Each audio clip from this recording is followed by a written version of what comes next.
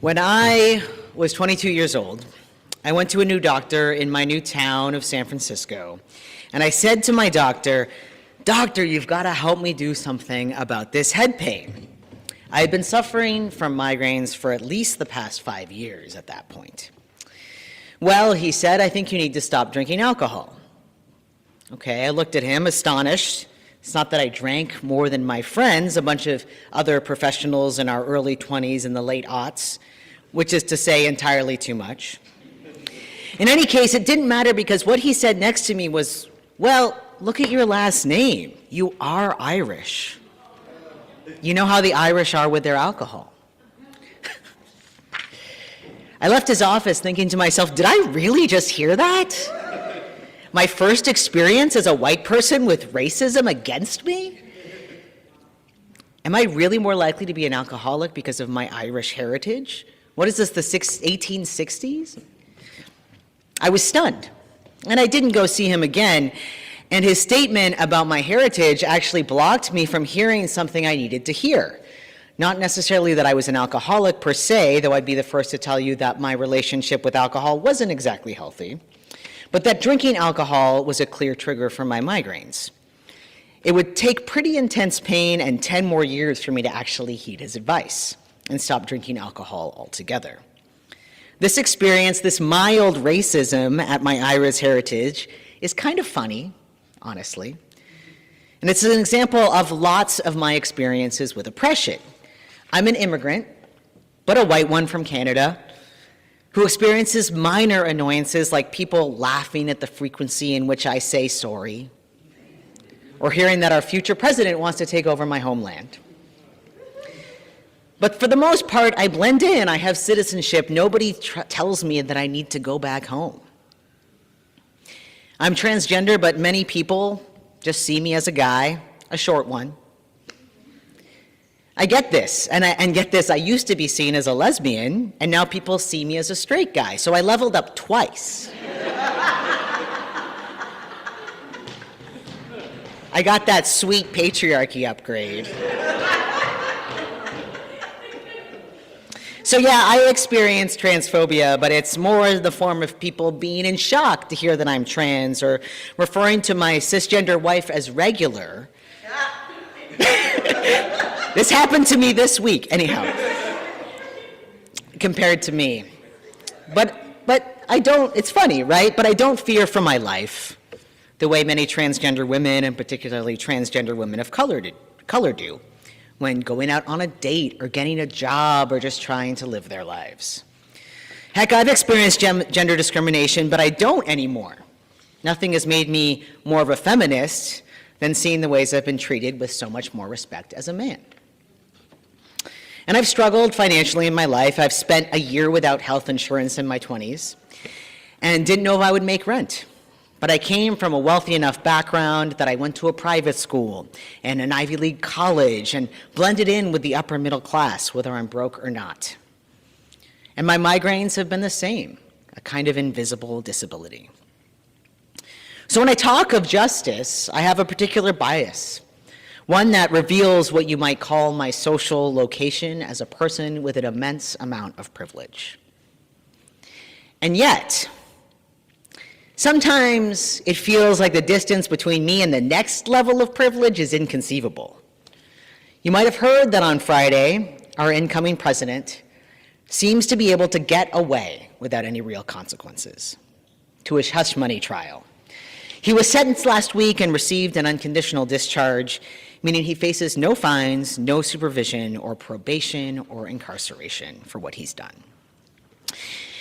And a result that no doubt would have been different for any of us, and doubly so if you're black or a person of color.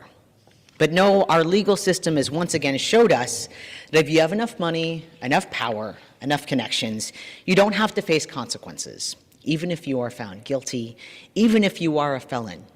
You can still be president just as long as you have the right connections. And as much as I think our justice system is usually too punitive, I find this outcome to be disgraceful. The very idea that our justice system can be applied so unequally based on who you are. In a country where black adults are still imprisoned at a rate of 5 times that of white adults, according to a 2021 study by the Sentencing Project, an organization that works to advocate for effective and humane responses to crime that minimize imprisonment and criminalization of youth and adults by promoting racial, ethnic, economic, and gender justice.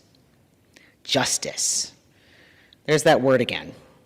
Justice system, criminal justice, fighting for justice, the Justice League, social justice. Clearly, we aren't all working off the same definition of justice. Cornel West famously said, "Never forget that justice is what love looks like in public." Theodore Parker, Universalist minister, said, "The arc of the universe is long, but it bends toward justice." Martin Luther King Jr. said, "Injustice anywhere is a threat to justice everywhere." Whose justice, though? Clearly, we aren't all on the same page in this country about what justice looks like. So what does that mean for us as Unitarian Universalists? Well, in June of 2024, our Unitarian Universalist Association adopted a series of new shared values, and one of them was justice. And here's what we say about it. Justice. We work to be diverse, multicultural, beloved communities where all thrive. We covenant to dismantle racism and all forms of systemic oppression. We support the use of inclusive democratic processes to make decisions within our congregation, our association, and society at large. So I agree with this definition of justice, but on days like this, it sometimes feels like as a society, we'll never get there. But in small places, there is hope. Friends, I have something to share with you about hope. Something that tells me that at least in this little corner of the world, we are trying our best, doing the little things we can do to create justice in our midst. You heard me talk earlier about my migraine headaches. You may or may not know that I actually suffer from 2 chronic pain conditions, the other being something called trigeminal neuralgia, a related but separate condition having to do with nerve pain in my face. I've managed these chronic conditions for most of my life with mixed success. Yet over the past few months, this pain has become impossible to ignore, and it started having a significant impact on my life. If you've had a meeting canceled with me recently, this is probably why. And I found that staring at a computer screen for even 20 minutes leaves me in debilitating pain. And so I want you to know, and if you've been zoning out, now's the time to pay attention. I want you to know that I'm going to take some time off to help me manage with this condition. It's become clear that I need to pivot how I've been treating it, so I'm going to take some time off work with my doctors to focus on how to manage this. This means I'm going to be taking the next 2 months of work off, effective tomorrow, using a combination of accrued sick and vacation time. You will be in good hands. Our fantastic staff, wonderful community ministers, and incredible lay leadership will make it seem like I'm barely gone. And 2 months will fly by. It's much shorter than the 5-month sabbatical I took 2 years ago. And typically I'm gone for almost that long in the summer, though this summer you'll get to see more of me. But what brings me hope about this is how those who have heard of this have responded. You see, I've been afraid to share something like this. Would you think I'm weak, unable to do my job? And so I've been hiding it, masking my pain as much as I'm able, afraid to tell you what's really going on. But I really shouldn't have been. This congregation has been constantly teaching me about justice, and my own fears and self-deprecation due to what is a disability have not been mirrored by anyone I've talked to. So when I brought up my need to take this time with the executive team, they said, of course. In fact, Aisha Cruz, one of our co-presidents, called me out for not doing it sooner and waiting for it to be an emergency, though they admitted they understood. My committee on ministry, the committee that's charged with supporting me, was like, of course. The staff and community ministers have been so supportive. And when I told this to our contact at the Unitarian Universalist Association about how relieved I was about this response, she said, as they should. They support you as they should. Friends, I don't need to tell you that not all employers are this way.